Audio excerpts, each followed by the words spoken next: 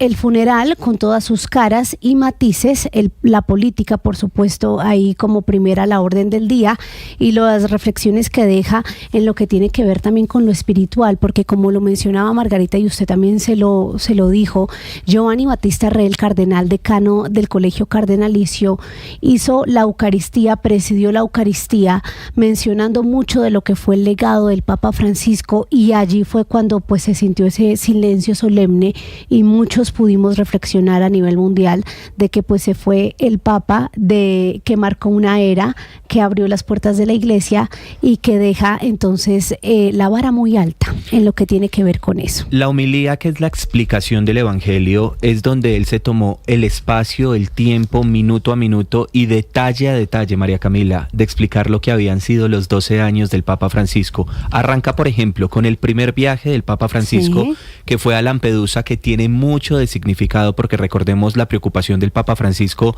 en términos de migración, y él habla de ese viaje pero también de su necesidad por verse con los fieles católicos del mundo y menciona los 47 viajes que tuvo en el mundo. Pero más allá de eso también, por ejemplo, habla de las encíclicas del Papa Francisco, una de ellas preocupada por el lugar común, la casa común, que es el tema ambiental, y ahí en ese sentido él empezó a resumir paso a paso lo que había hecho Francisco, mencionando lo que yo ya había dicho en este programa de Sala de Prensa Blue, la preocupación por los pobres, por las minorías, etcétera, etcétera. Entonces fue una explicación en la que si alguien no conocía de la belleza del Papa Francisco y de lo que había hecho en su pontificado, en la homilía lo conoció. Ay, si le parece, sigamos en Roma.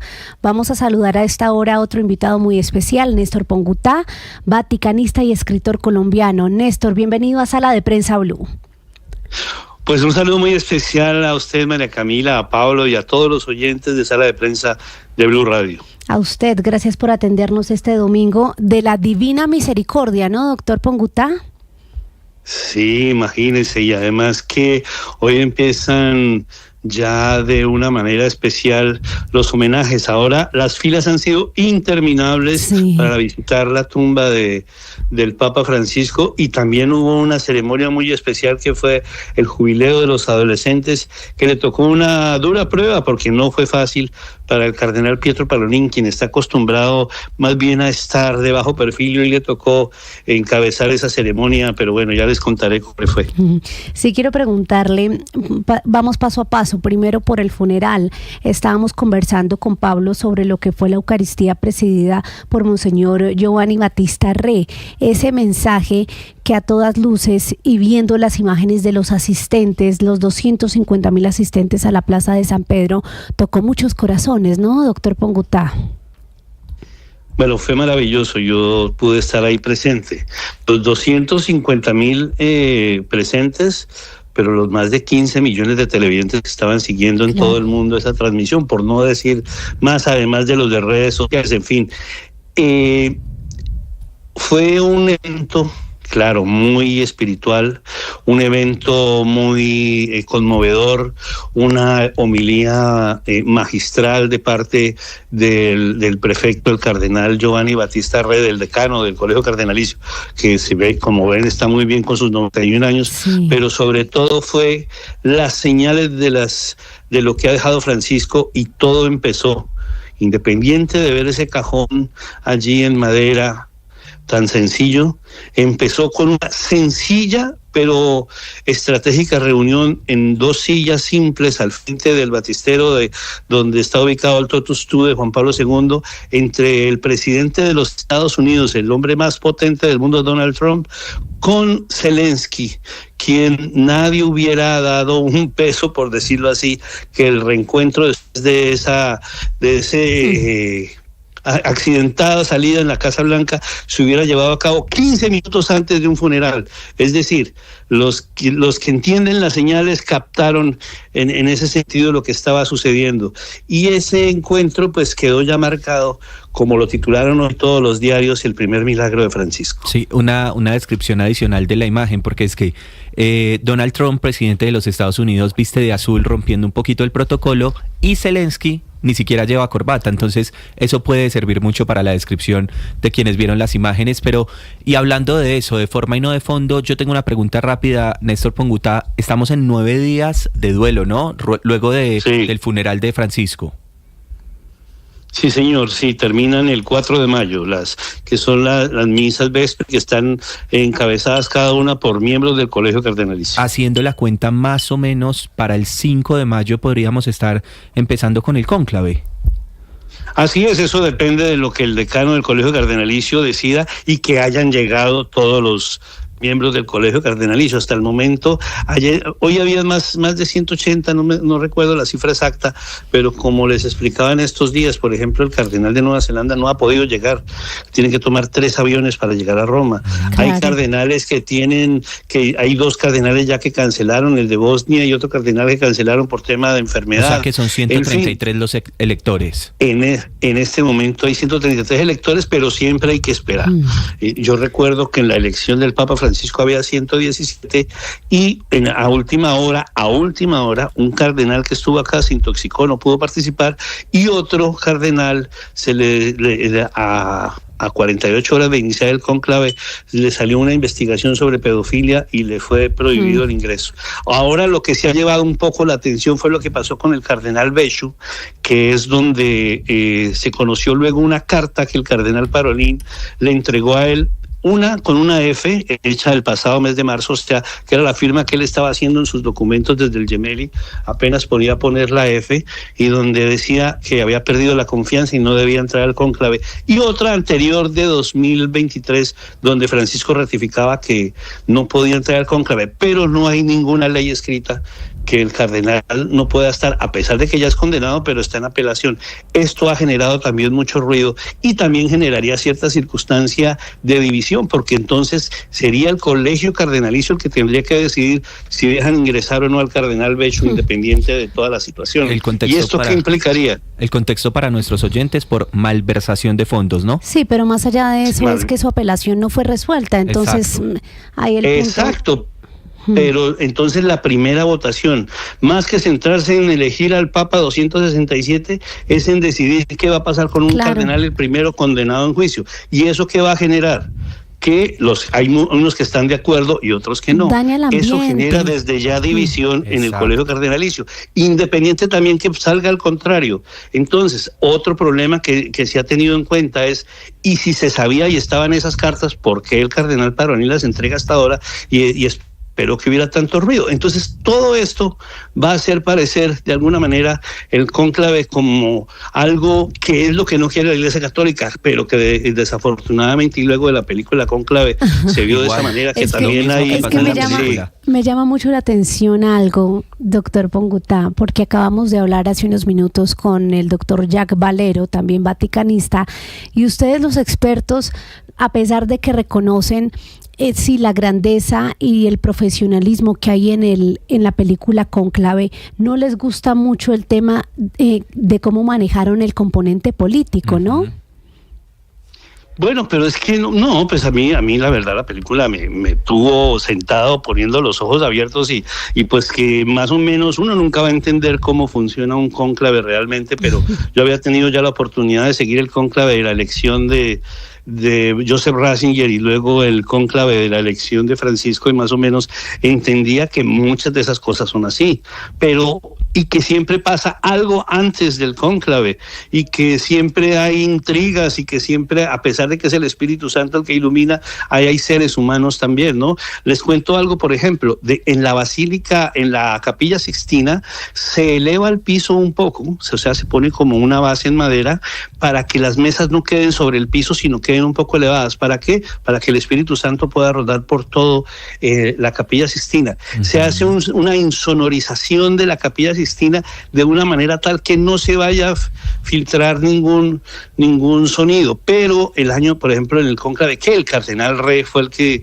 también encabezó en el año 2013, tuvieron que poner un parlante porque había varios cardenales que tenían problemas de audición y empezaron a escucharse varias de las decisiones de los gentilhómenes y de gente de la gendarmería que estaba afuera escuchando cómo se amplificaba esto. Que en el momento que se hizo la fumata blanca, al alcanzó, algo quedaba de restos de lo que se había dejado del anterior fumata y empezó a salir el humo gris. Entonces decía, ¿qué pasó? ¿Esto es blanco o es negro? O es blanco, exacto. Pero ¿cómo nos dimos cuenta en ese momento los periodistas que iba a haber fumata? Porque llovía mucho ese día, ese 13 de marzo del 2013. Todos son los ojos del mundo viendo una chimenea. Eso también es algo que es bien particular. Y de un momento a otro se posó encima una gaviota bañada ella. Dijimos, están preparando la chimenea y ahí es el único sitio donde hay calor, va a haber fumata. Está calientico. Uno debe entender todas las señales. Por ejemplo, ayer lo que hizo el Vaticano, al llevarlo desde la Plaza de San Pedro hasta la Basílica de Santa María Mayor en el papamóvil que había sido usado en México. Eso era la despedida también del Papa latinoamericano. México tiene más de 100 millones de católicos. Todas esas señales hay que entenderlas, una y otra, y eso es lo que ha pasado el día de hoy. Doctor Pogunta, porque fue la primera vez que se usó un papamóvil como carro fúnebre y era el que él usó en México. Mucha gente no sabe cuáles son esos mensajes, el simbolismo tan presente y cargado en este funeral. ¿Qué otros mensajes hubo? Por ejemplo, empezando por el hecho de que haya sido sepultado, que eso fue decisión de él en la iglesia mariana, ¿no? En la iglesia de Salus Populus Romanus, que igual esa imagen, por ejemplo, si observábamos bien, esa imagen fue la que estuvo durante todo el funeral y después cuando llegó a la tumba, ahí estaba también esa misma imagen. ¿A qué horas la llevaron? Pues esa es la misma imagen, no es que hicieron una y una. Son esas señales, ¿no? El Papa le decía siempre, la Virgen es más importante que los apóstoles. Deja como gobernadora a Rafaela Petrini, deja como directora del Museo Vaticano, donde está la Capilla Sixtina, otra mujer, Bárbara Yatta, que es decir, es un mensaje muy fuerte de la participación y la apertura que quiso darle él a la mujer. Entonces, esos mensajes hay que entenderlos. Otro mensaje que hay que entender y captar de la manera como se realizó todo fue que en ese traslado de 6 kilómetros, a pesar de que se hizo de una manera muy lenta, por las vías que se escogió por donde se trasladó, muchas de las vías de esas estaban cercanas a iglesias marianas y muchas de esas vías estaban cercanas a sitios también que eran muy trascendentales durante lo que fue la pandemia y donde el Papa estuvo, como la Vía del Corso, cuando se apareció un día caminando. Néstor, hay otros 7 papas que están allí, igual que el Papa Francisco en Santa María la Mayor, ¿verdad? Así es, dentro de Santa María, sí, con Francisco son 8, dentro de Santa María Mayor hay una capilla sixtina, pero no hay que confundirla con la otra, sí, con el Papa Sixto V, y también está la capilla Paulina, que es como la sala Paulina que está dentro del Vaticano, pero no hay que confundirla porque ahí está también Pablo V. Entonces, pero son señales, todos son mensajes señal, Néstor, y todos son, exacto. Que usted mencionó lo ahorita, del Vaticano siempre hay que leerlo entre líneas. Usted menciona ahorita el tema de las palomas, ¿no? Sí, también. No lo mencioné. Sí, que dije de las palomas. En la elección del cónclave que usted cubrió, pero lo que pasa fue una gaviota que se sentó. Una gaviota buscando calor, pero ayer hay un video en redes que se está moviendo mucho. No, yo estuve ahí antes de ayer a las 11:11 de la noche.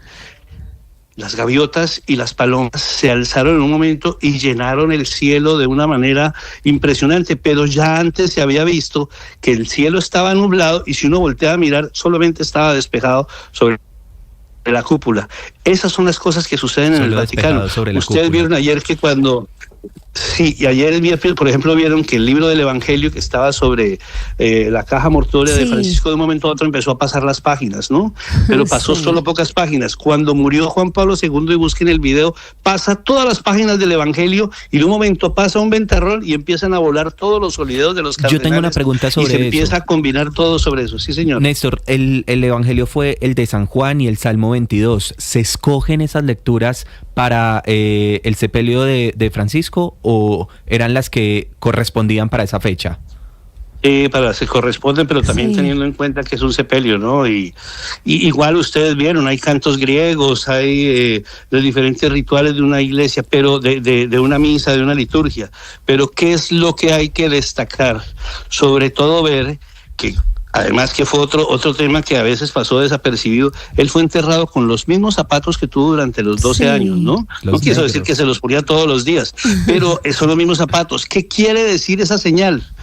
Aquí se conoce las sandalias de Pedro como las sandalias del pescador, ¿no? Que era el hombre que además él era casado, ¿no? El primer papa fue casado y que estaba siempre arrastrando y llevando y consiguiendo los peces. Este fue el mensaje de con esos zapatos, cuántos caminos recorrió, murió con los zapatos puestos, con los zapatos que siempre quiso llevar, no se dejó poner nunca los zapatos rojos y todos, algunos dicen no, porque él era así, no, porque simplemente eran los zapatos y cuando se le dañaban los remontaba, pero también dar el mensaje de que era un hombre que tenía los pies en la tierra, pero el mundo en la cabeza. Sí, nos queda tiempo para una pregunta final, Néstor, aquí en Sala de Prensa, y le quiero preguntar sobre el desfile de los líderes de otras confesiones que salieron después del féretro y de los cardenales. ¿Qué confesiones había allí y cuál es el mensaje de esa presencia de ellos? Pues Francisco siempre promovió el diálogo interreligioso como una manera de llegar a acuerdos, más que él decía, lo que no hacen los diálogos políticos y diplomáticos lo podemos lograr entre líderes religiosos. Claro. Yo tuve la oportunidad, por ejemplo, de acompañarlo en la visita a Georgia y Azerbaiyán. Azerbaiyán, que es un país totalmente ortodoxo, y Georgia, que es un país que es ortodoxo, musulmán también. Pero en los funerales del Papa Francisco estaba, por ejemplo, el patriarca Bartolomeo. Estaba, por ejemplo, también líderes de las iglesias musulmanas, líderes de las iglesias judías. ¿Qué significa eso? Que independiente del credo o del dogma de cada uno, quería decir que estaban alrededor de Francisco, que fue un hombre que siempre buscó la unión y trabajar en la cultura del encuentro, lo que une dejando al lado lo que divide. Ahí está el legado del Papa Francisco también de la unión. Don Néstor Ponguta, lo despido, gracias por acompañarnos.